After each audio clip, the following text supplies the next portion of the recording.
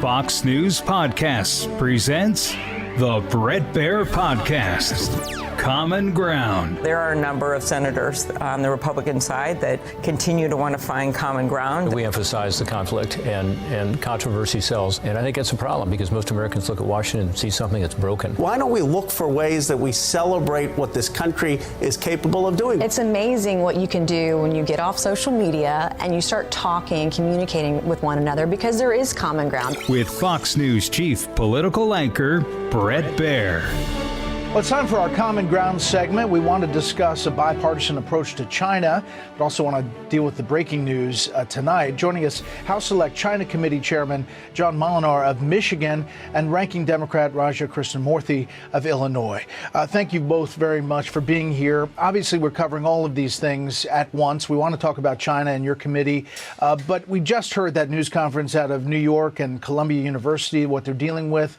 Universities across the country, and obviously up on Capitol Hill, you all are feeling that and talking about it. I just want to get some reaction to what you're seeing and hearing from these protests. First to you, Mr. Chairman. Well, first of all, we support peaceful demonstrations and the opportunity for students' voices to be heard. And this isn't anything like that. For students to be intimidated, threatened on campus, this really needs to end and have rational and reasonable discussions on policy. And my hope is that that can be restored throughout our country.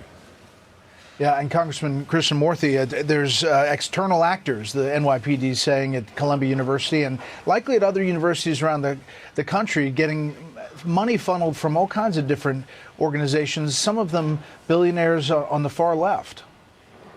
I'm very concerned about that. I agree with John.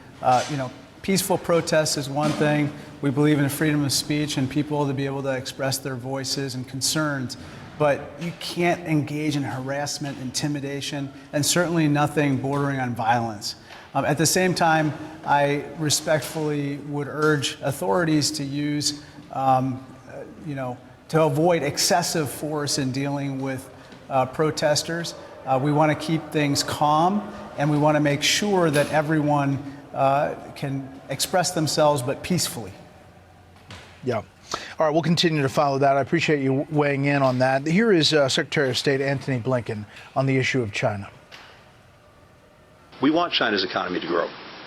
So do the American businesses and investors here. But the way China grows matters. As I told my counterparts, that means fostering a healthy economic relationship where American workers and firms are treated equally and fairly.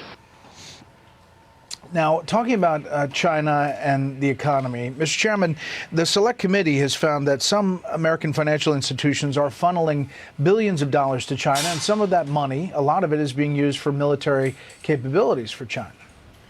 Well, you have to realize China is undergoing a massive arms buildup.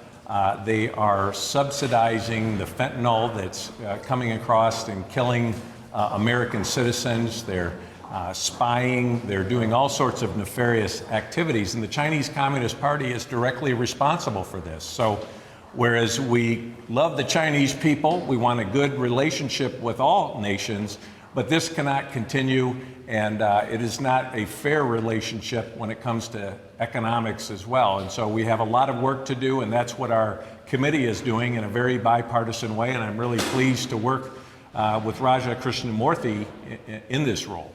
We'll hear more after this. Yeah, and Congressman Krishnamoorthi, the report recommendations, you have a couple of things. Restrict investment in blacklisted Chinese companies and subsidiaries, require public companies to disclose key risks related to the PRC, ensure U.S. financial system resilience to PRC market uncertainty. It seems like a kind of a heavy lift with all these companies doing their own things with China.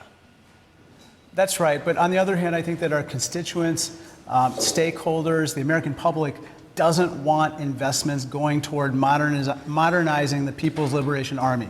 They also don't want our investments fueling the perpetration of human rights abuses. Some of these companies are participating, for instance, in the Uyghur genocide in Xinjiang province in the northwest region of China. And so given that there is a working group right now looking at this particular issue, I'm hopeful that we can fashion a bipartisan proposal on this, just like we did with TikTok last week that has now become the law of the land. But it's going to require a lot of stakeholders coming together and making sure that we do this in a way that is consistent with our values at the same time that we don't cause massive disruption in the markets. Yeah. Mr. Chairman, you mentioned the fentanyl issue and China funneling some of the substances in Mexico. A hearing recently on international narcotics control mentioned that. Take a listen. Criminals based in the People's Republic of China have emerged as the professional money launderers of choice for Mexican drug traffickers seeking to move their funds around the world. The DEA has witnessed the evolving trend of Chinese money laundering organizations becoming the prominent criminal groups, collaborating with the Sinaloa and Jalisco cartels to launder their dirty money. I mean, at what point is that almost an act of war, Mr. Chairman, in attacking the U.S.? Is the administration doing enough to speak out about this particular action? I think it's got to be front and center. You know, when President Biden met with President Xi, they talked about fentanyl, and President Xi said that they wanted to cooperate.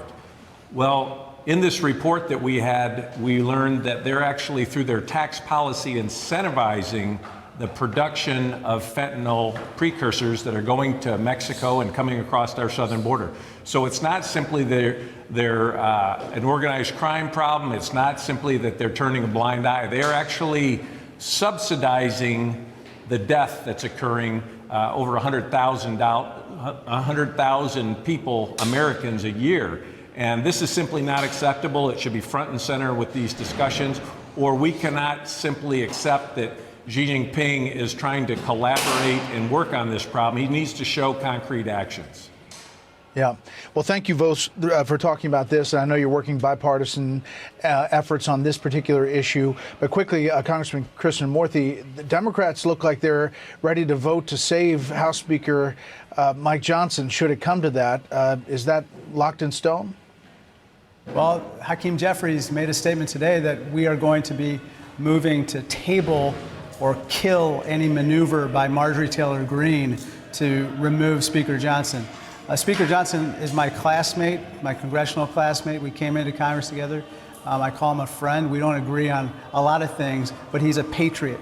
And what he did last week was patriotic in making sure that we passed aid to Ukraine, Taiwan, and Israel, and of course, the TikTok bill.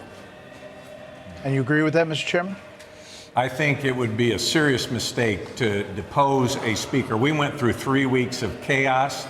Speaker Johnson is doing his job. Congress is getting some things done. We're working in a bipartisan way to address the most urgent concerns of our country, and that work should continue. Well, we appreciate you coming on, and pass the word up there. Thanks a lot. Thank you.